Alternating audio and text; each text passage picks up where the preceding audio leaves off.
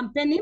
I'm a board member of NOW, an agricultural specialist and a natural resource specialist, and currently also entering the green hydrogen sector, of course. I'm just going to do a brief introduction before our speakers start. In organic agriculture, there is a focus on soil health and the life that it holds within the soil. Healthy soils produce healthy plants, which are more able to withstand pests and diseases. Healthy soils and animals require fewer or no chemicals at all, because the healthier the soil, the less or the fewer chemicals we require.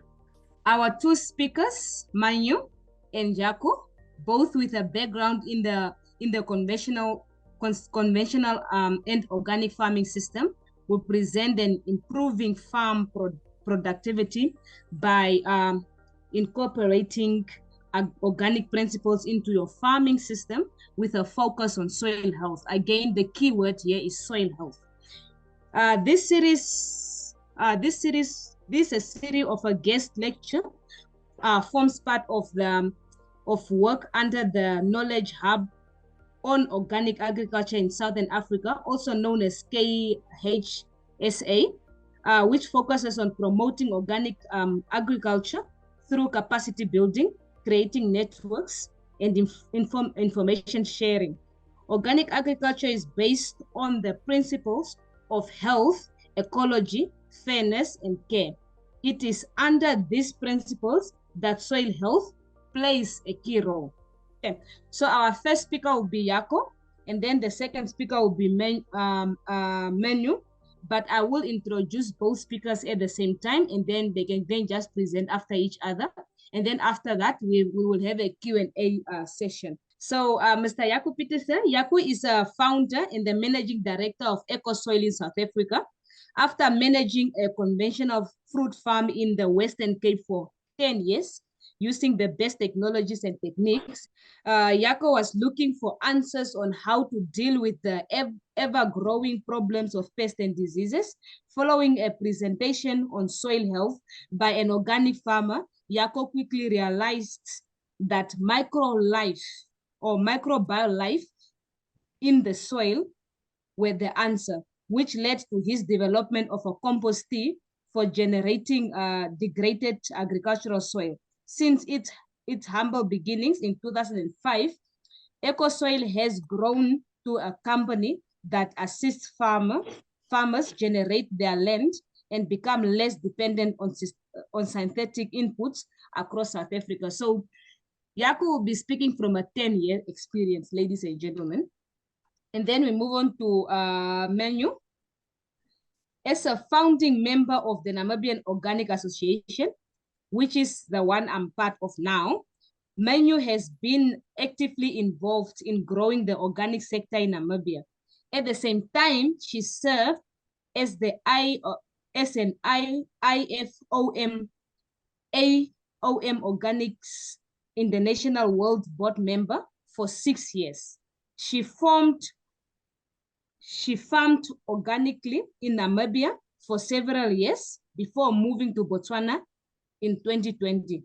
Here, she and her husband produce carrots and beetroots in the conventional system while integrating cover crops and livestock to realize the benefits of organic agricultural principles. Their aim is to develop a more resilient farming system, improving productivity and reduce external inputs. Again, that's over 6 years experience speaking, ladies and gentlemen. And we are excited to hear from our two speakers. So Jako, will start with you first. The floor is yours. You can please feel free to also do a further introduction of what I haven't mentioned, and then followed by Manjo. And then from there, we will then have our Q&A sessions. Thank you so much, Jako. Please take over.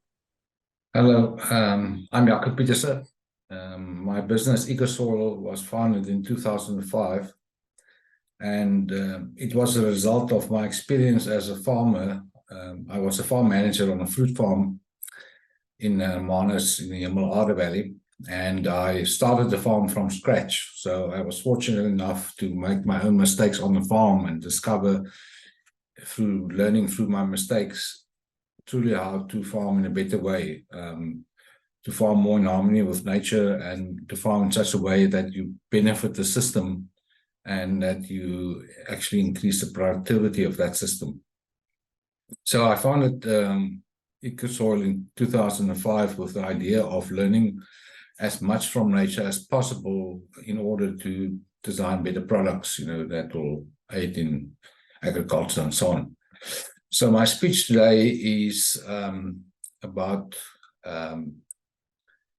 how to create self-regulating regenerative systems.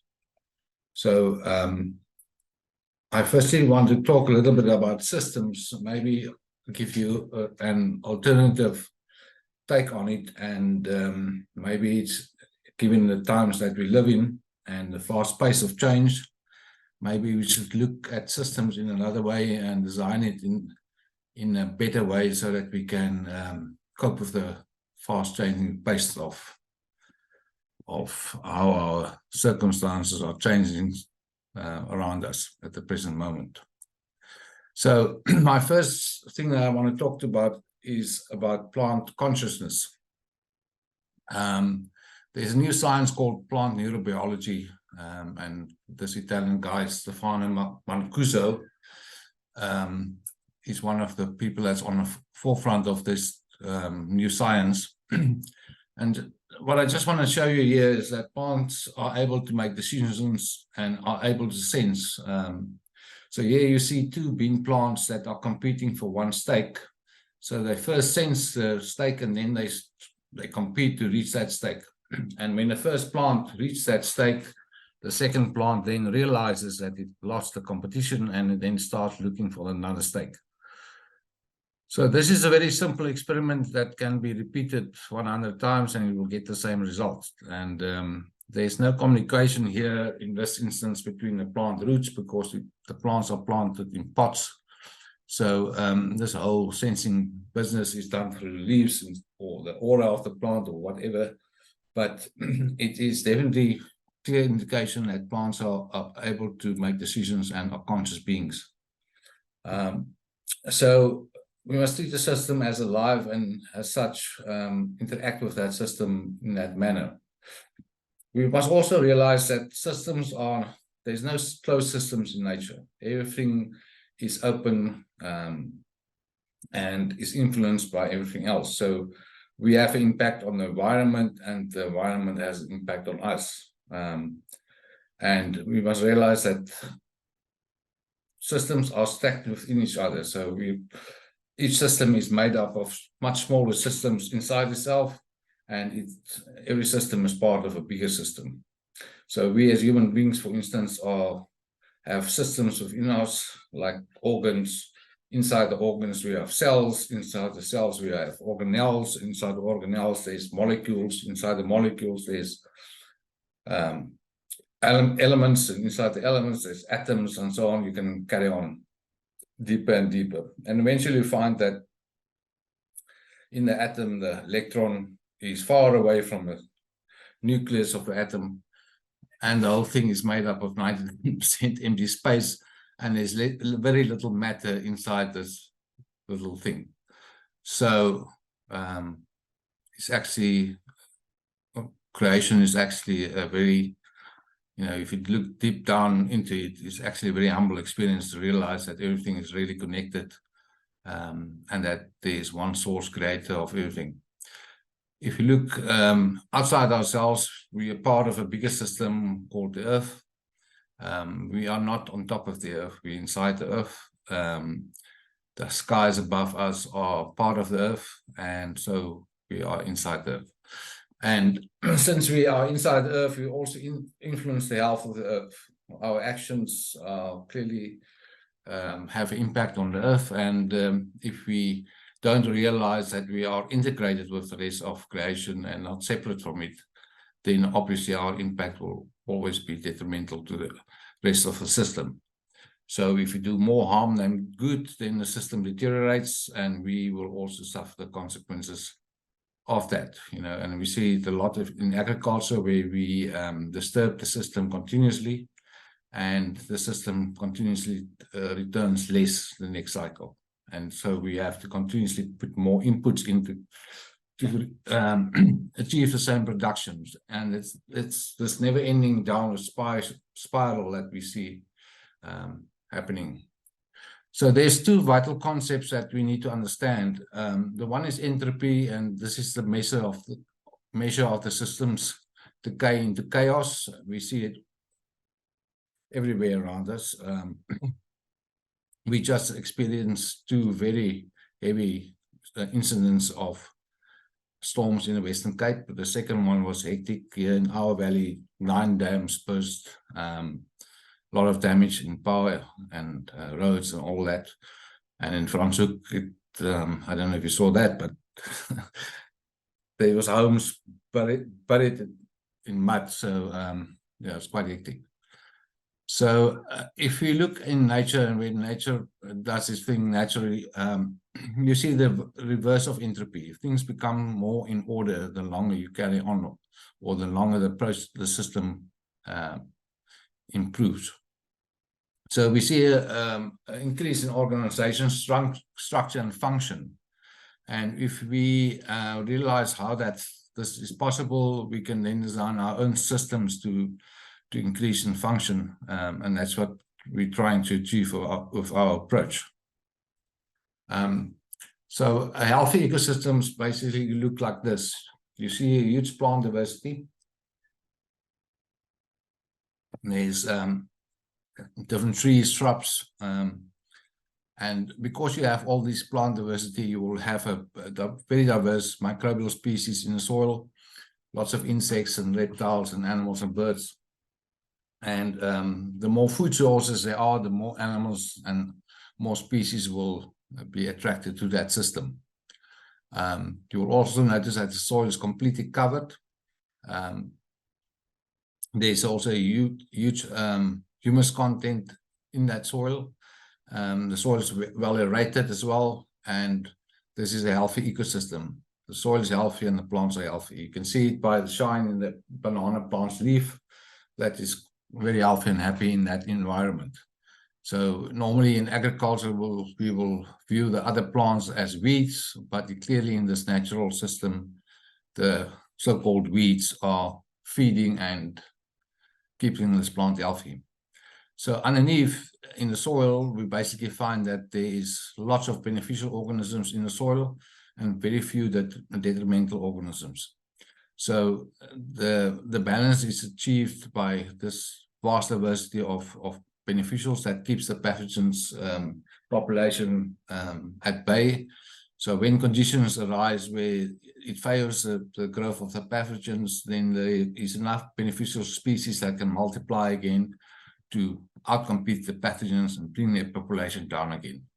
So this system knows how to self-correct and to keep the system flourishing and improving with time. This is an agricultural system that looks very unhealthy. There's a monocrop, very low plant diversity, only bananas. The soil is bare, and where the soil is bare, the soil is crusted over, so the soil is not able to breathe. Underneath the banana leaves, if you open the soil there will be pores, so the soil will be able to breathe there, but the rest of the soil is basically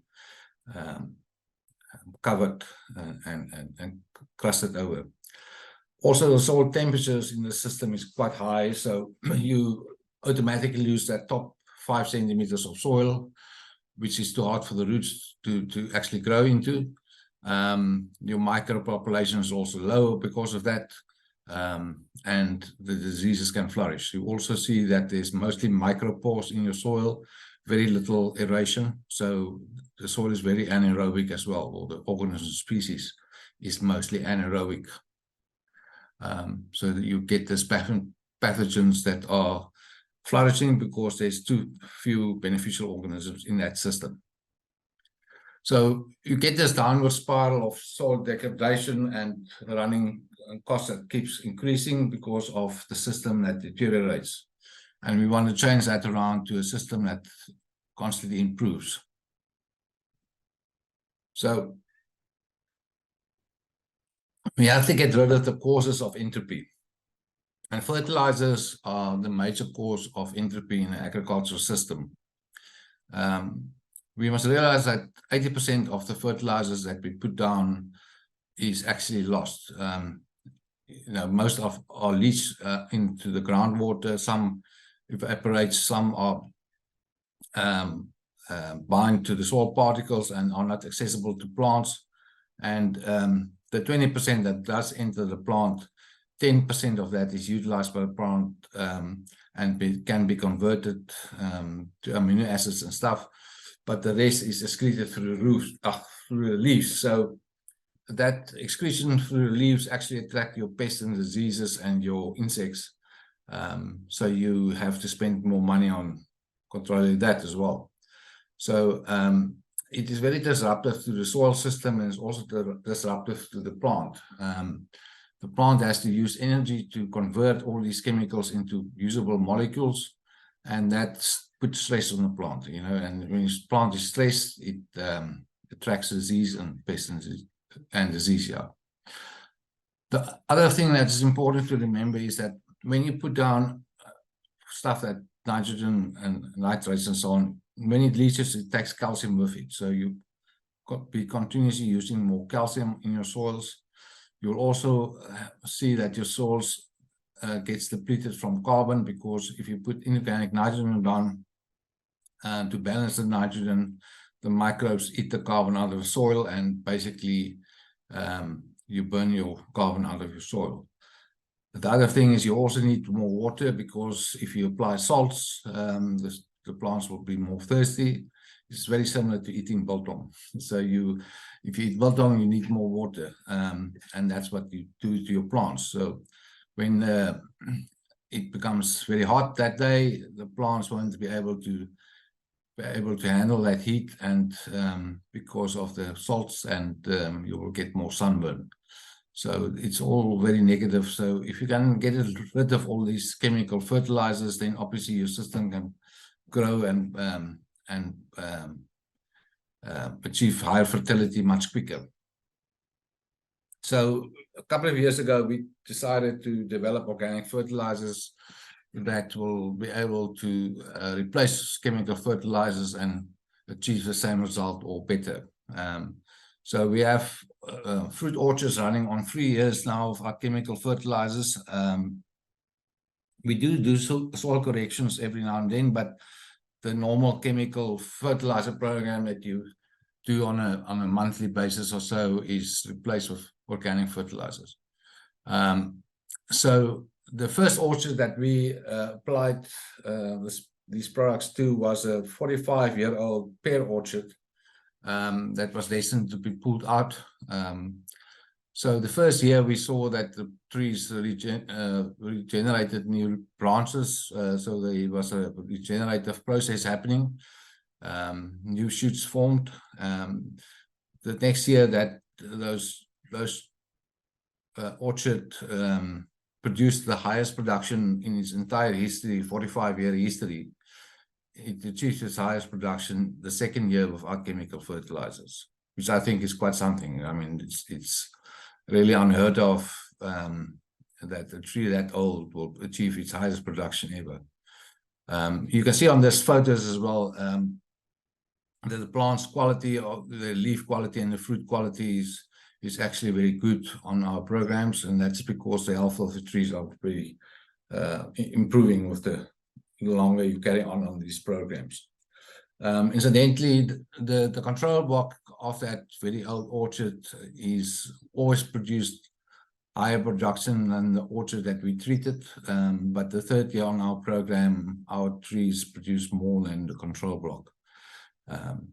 So this is, most of the other orchards are 2 years on our program. So this is just to show that the first year on our program, the results are very comparable production-wise.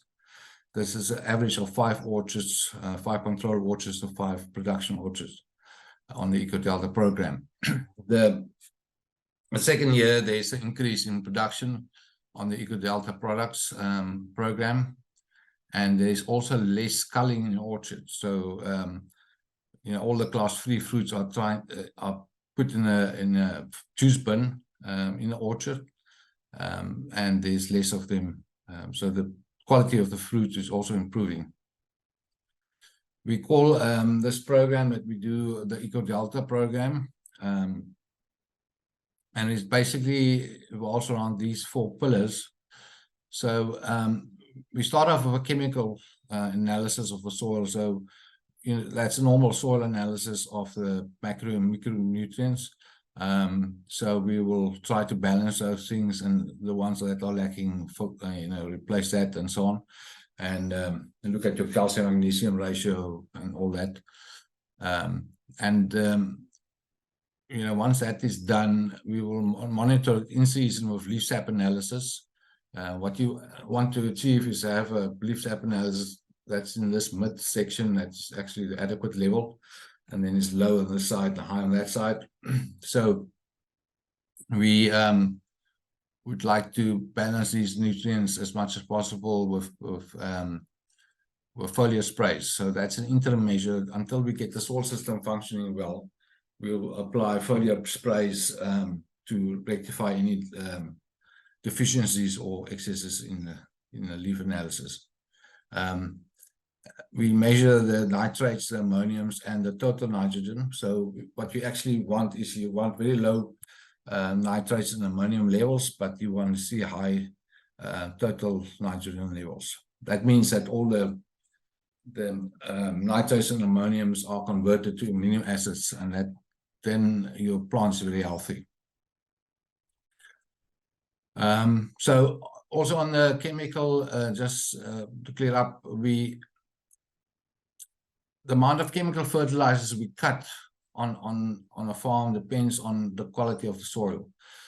So the nutrient holding capacity of the soil is higher on clay soils than on sandy soils. So and also with carbon content of the soil, the higher the carbon content, the more minerals the soil can hold. So on very poor soils, we probably cut the fertilizer requirement, by between 50 and 70%, or cut it by between 30 and 50% of the original program.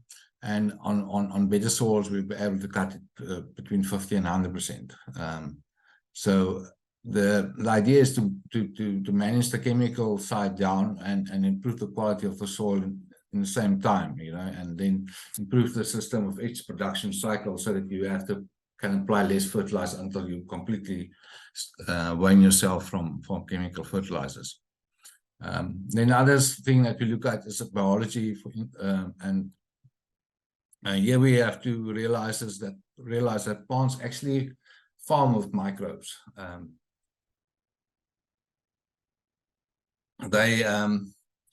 Plants excrete nutrients out of their root that they entice or feed the organisms to multiply in the soil. They entice these organisms to enter their roots. This is bacteria inside the root. Then the plant produces oxygen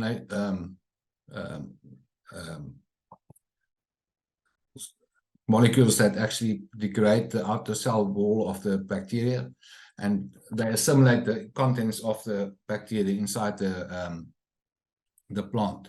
Some of the bacteria realize that they are being attacked and want to escape, so they produce this side shoot or side roots on the side of the root, and then they escape out of that soft cell walls at the tip of the root, and they reproduce when they're back in the soil, they reproduce again.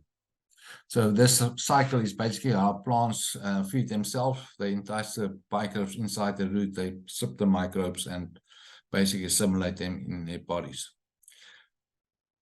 So we have these compost systems. This is the 2,500 liter systems, and this is how it looks inside the tank. So the air comes down here and it goes out in this crocks. So the idea is that all the organic matter will be always picked up by the air that flows down in a vortex like this.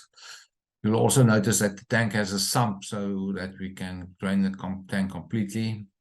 You put your compost in here. There's also a diffuser here at the bottom that stirs the compost inside the tank, and you have a heater that heats the water to 25 degrees. There's your blower that supplies the air to the system. So this is just how the compost tea looks from the top.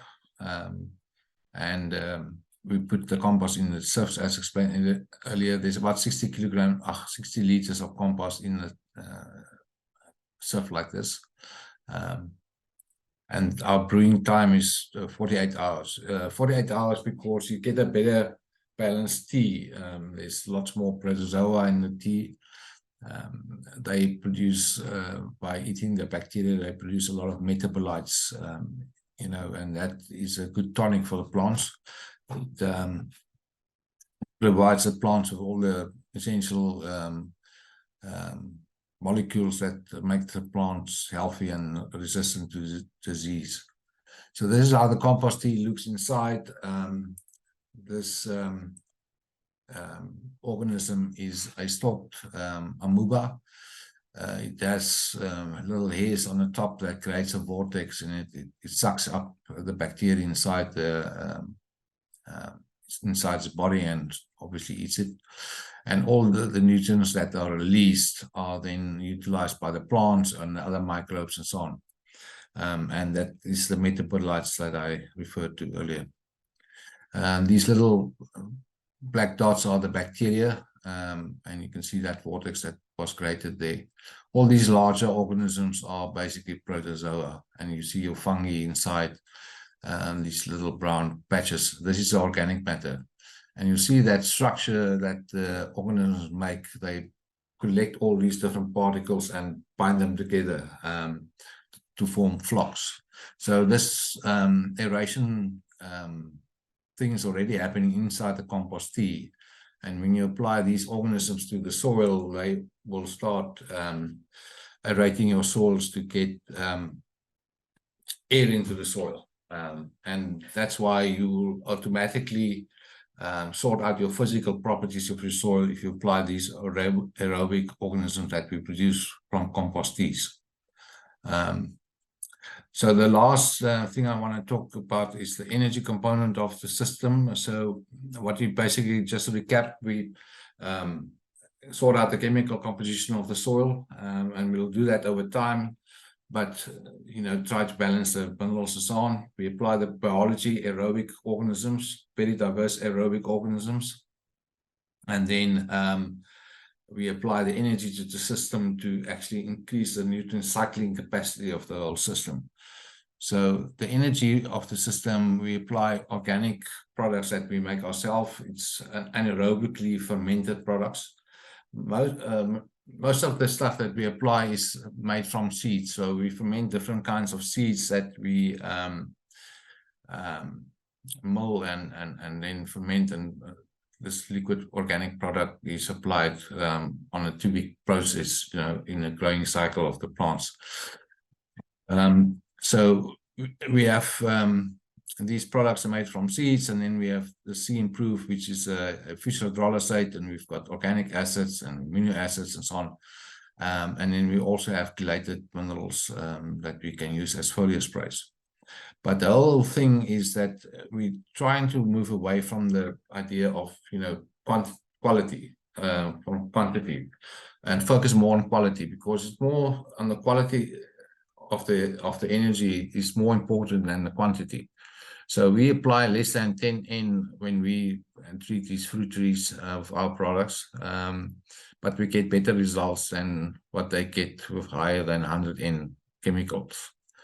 So because our processes are synergetic to the system and not disruptive, we get much better utilization of our energy that we put down. So all our products have active carbon. Basically, that means carbon that can do work that can be taken up by a plant and used as building material for fruits or leaves or shoots or whatever.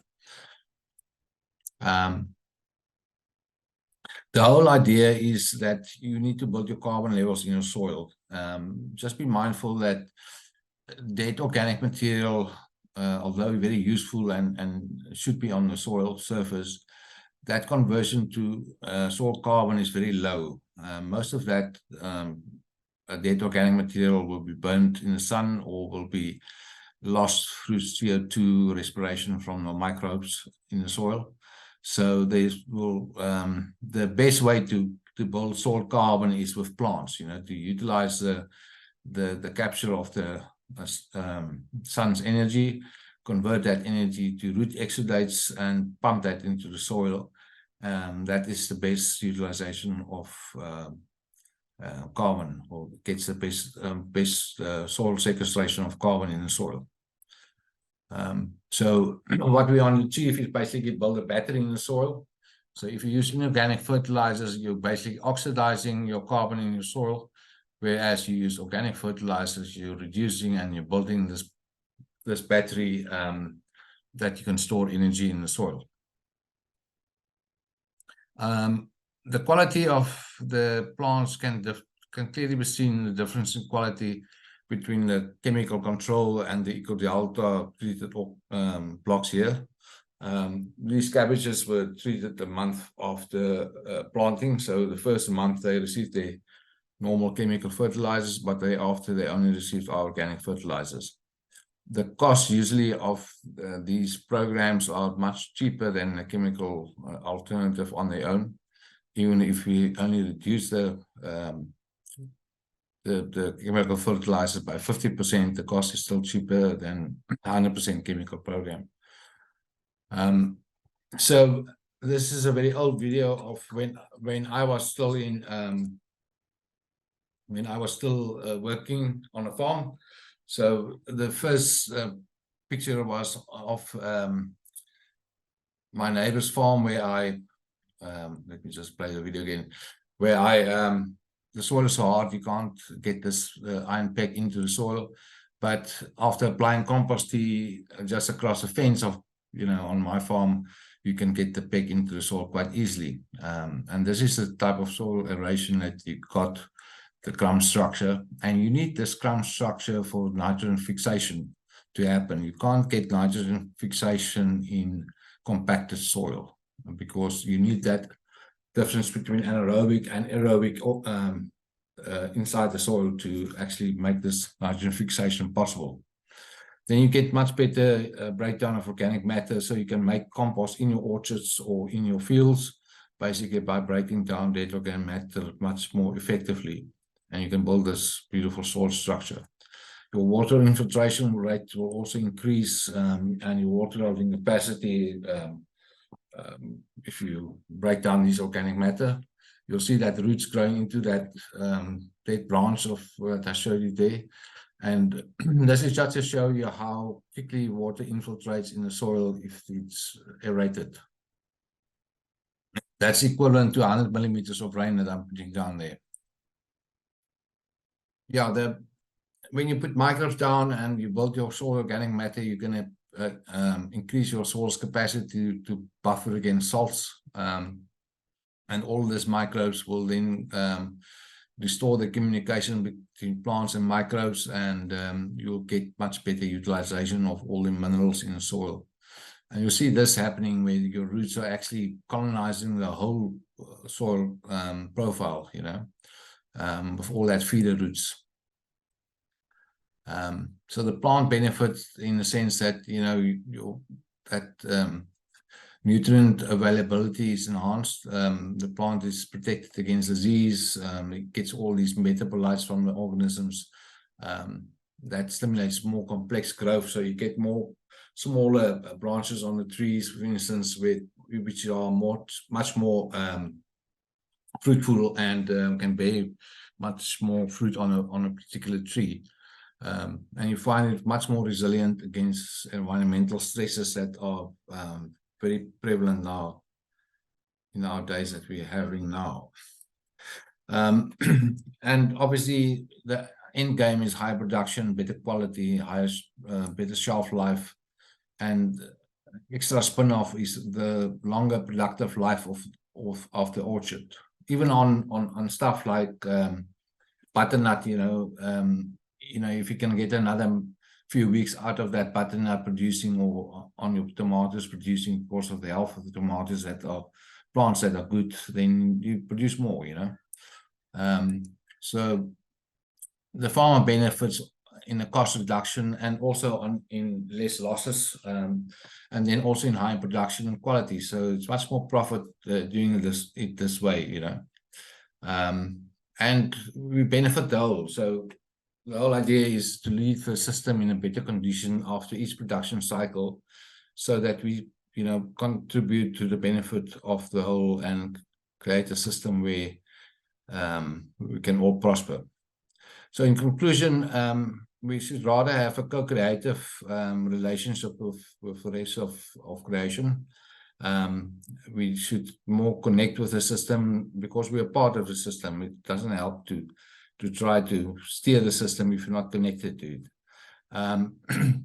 We should optimize the flow and capture and storage of energy, because that's the key of the whole process. You know, the more energy you can store in your system, the better. And it's only possible the more life you stimulate, the more microbes, the more plant species, the more places where energy can be stored as such, the better your system, or more resilient your system becomes.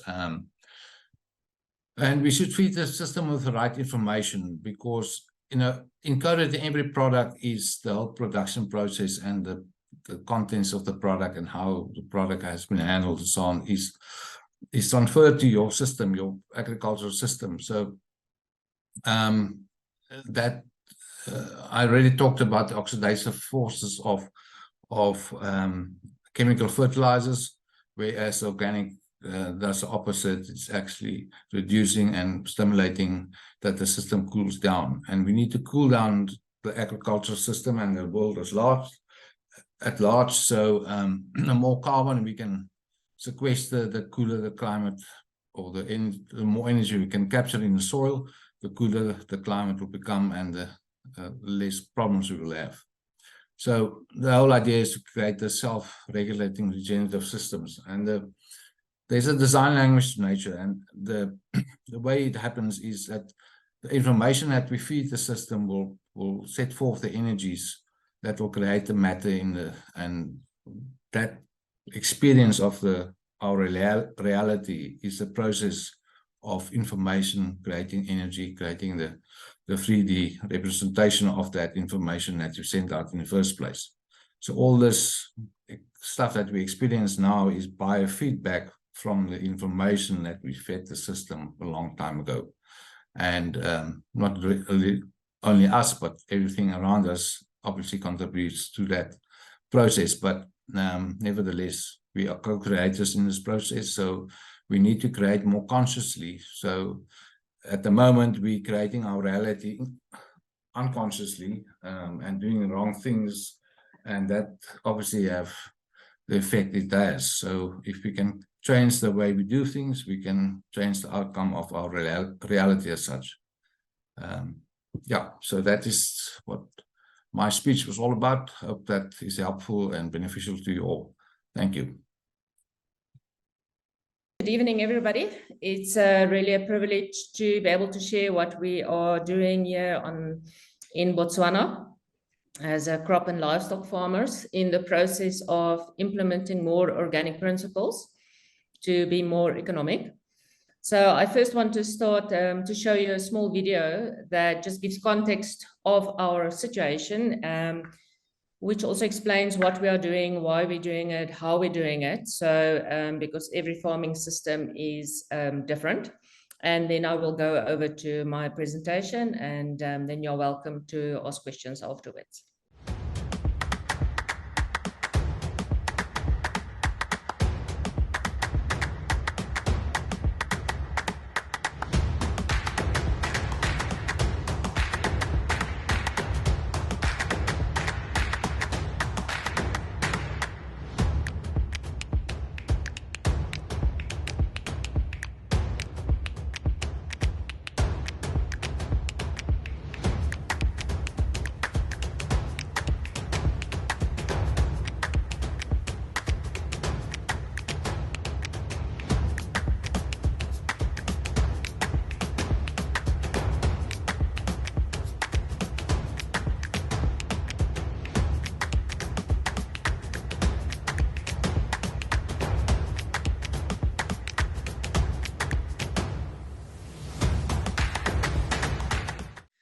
So as you've seen on the video, we are situated here on the eastern side of Botswana, right next to the Limpopo River, which is also our main source of water. We also have boreholes, but we mainly use the water from the Limpopo River.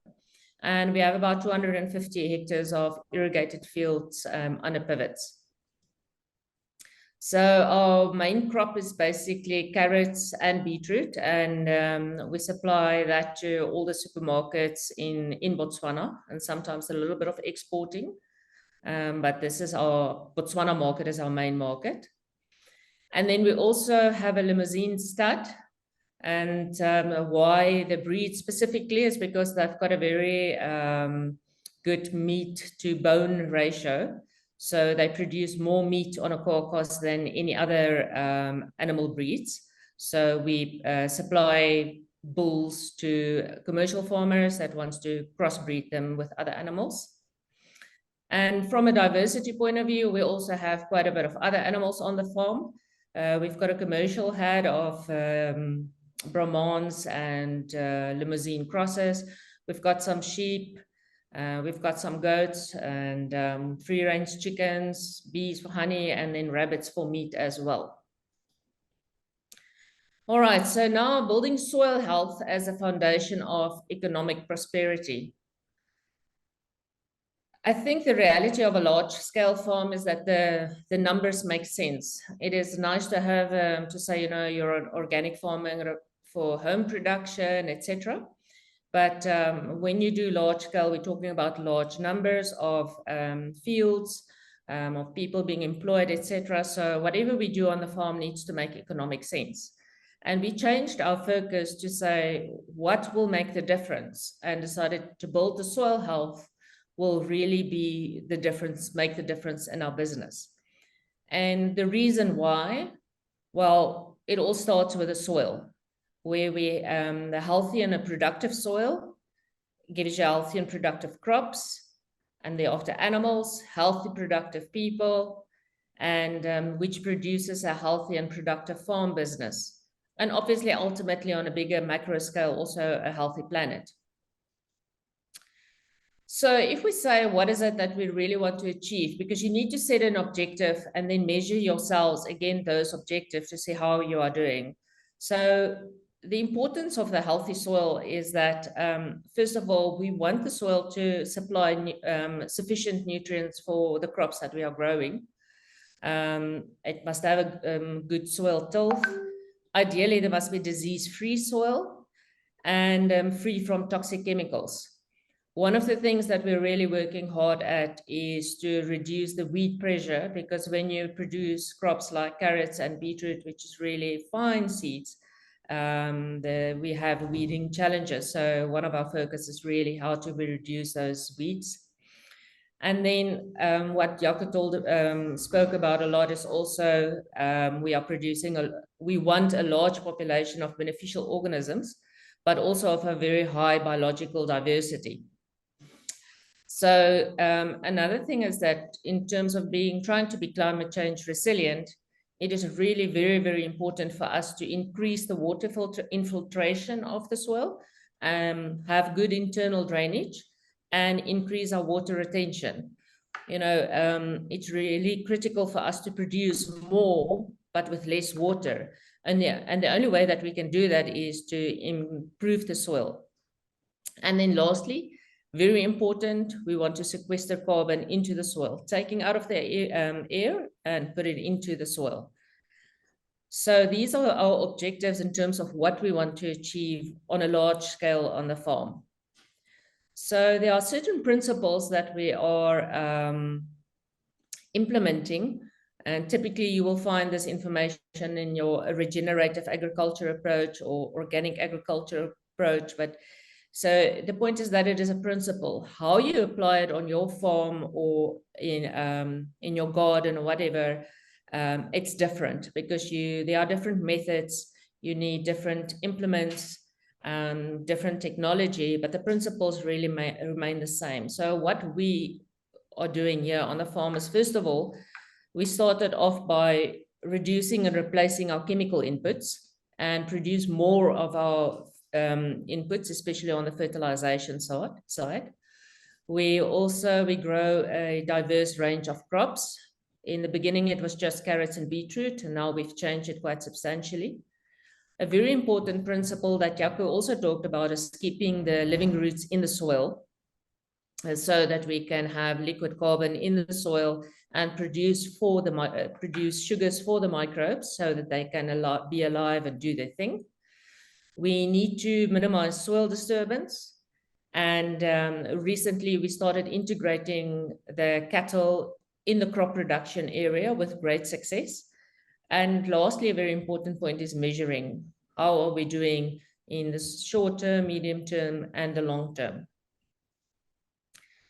So in this journey, one needs to understand that context is important in terms of our soil, our weather patterns, where we are situated, and really what is possible within our own environmental system, but also the economic system that we are operating in. So it's about developing a whole system that takes time. You know, it's a process. It's not like tomorrow I wake up and I decide, okay, now we're going to go organic, and now we're organic. It really takes time for the soils to improve, and it takes an investment, a financial investment, to make it happen. So on the short term, what did we do with regards to changing the soil fertility? We started changing or reducing the chemical fertilizers by using an organic certified base fertilizer. We are very fortunate here in Botswana. We have a producer that produces it from composted cattle manure. So we have that product available that we use as a base fertilizer, and that reduced our use of chemical fertilizers quite a bit. But we still do use chemical fertilizers. We are still in the process of moving over, but we are seeing how it is going. Then we also plant multi-species cover crops. Some of that we actually graze down with the cattle, and then we work it into the soil so that it can fertilize the soil and can also serve as food for the microbes. We follow a crop rotation program with the cash crops and then the cover crops, and then also feed crops for the animals. And then, as I've mentioned, the animal integration into our cropping system also fertilizes the soil even further. So over a long-term period, this is how we will build our soil fertility. We are also using compost on a small scale. We don't have sufficient material really for 220 hectares of irrigated field crops. But what we've started doing is producing Johnson Sioux compost that we can use as a compost tea, as Jako also explained. So this is just a type of compost that produces more a fungal dominant compost, and the hyphae of the fungi in the soil, they act like the internet. They send each other messages and go and fetch the minerals that the plants need and all of that. So that is really the objective of what we want to achieve there. And we also have 3 biodigesters where we supply gas for cooking to our workforce.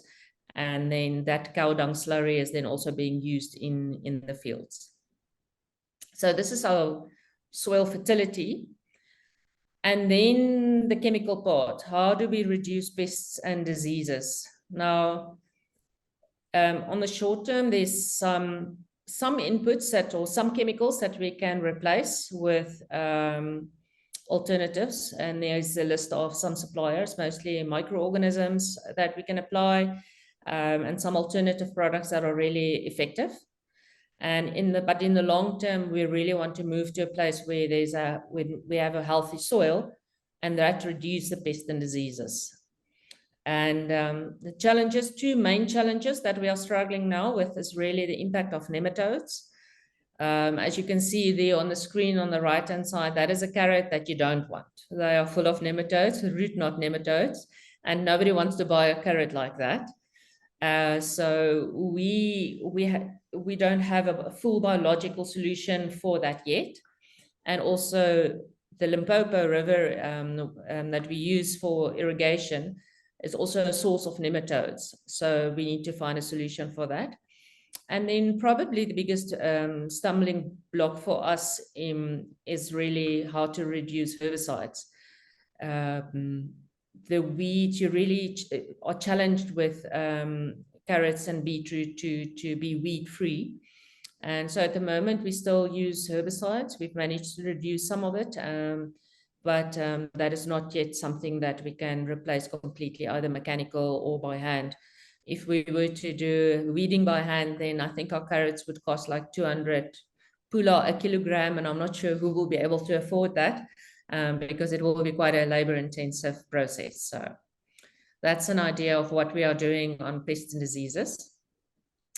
Then having multiple species on the field is really important. We do our cash crops as the carrots and the beetroot. Then we introduced the planting of multi-species cover crops. We've got our summer cover crops and we've got our winter cover crops.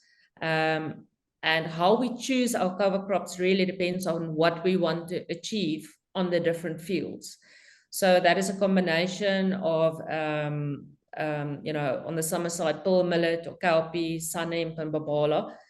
And that is really, we want to increase the variety of seeds that we are using. We've done it now 2 years already. And then on the winter side, it's also oats, veg, fodder radish and tiller radish. And we also kale and rape, we also included there. So once again, we also want to increase the biodiversity of this. And it's really something that we made sense in doing. And I'm really happy to say that we have excellent results with this. The following crops of carrots and beetroots, after that, our yields increased drastically. So this is something that we will continue. And then this year, we also produced some hay for the animals. Obviously, that's the roots of the oats is beneficial to the microbes in the soil and the structure of the soil, etc.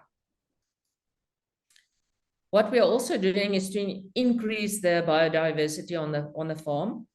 This is a picture of a swale. So a swale is a contour-based, a trench.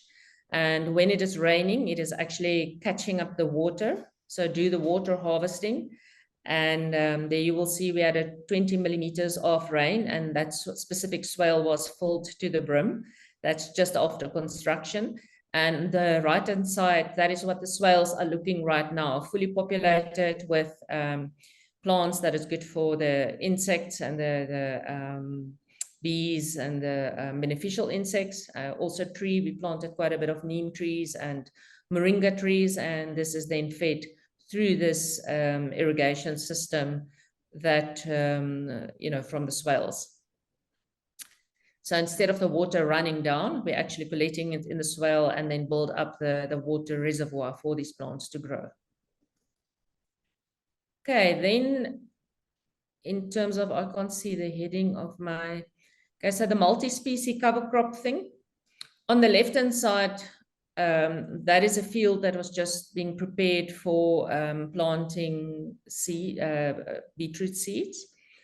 But what I want to say that you don't want to have a fallow land that is exposed to the soil for a long time at all. You always want to have crops growing. And at the bottom part is also, you don't want to burn anything, because then you just release the carbon in the soil, and instead you could have worked that material into the soil so that it can serve as food for your microbes and also supply nutrients for your following crop. So on the right-hand side, that is our a mixed cover crop. It was a winter cover crop, and that is really doing the job of what Jako explained in terms of with the photosynthesis, putting energy into the soil so that you can grow your crops better. So the thing is, why cover crops? Why do you always have the soil covered? It's really about the bottom line, because it makes financial sense to do that. Even though you use additional electricity, like for us for the pivots and water, it's really critical to build up your soil in such a way. It is not feasible for us to apply compost on such large scale in sufficient quantities. But the most efficient system for us is really to plant the cover crops and then have growing plants in the soil all the time. Now, to minimize soil disturbance is really an opportunity, but also a challenge. We have invested in a no-till planter so that we can plant the cover crops and the pasture crops without plowing the soil at all. So for a few years, when we do the cover crops and the pastures, we build up the soil.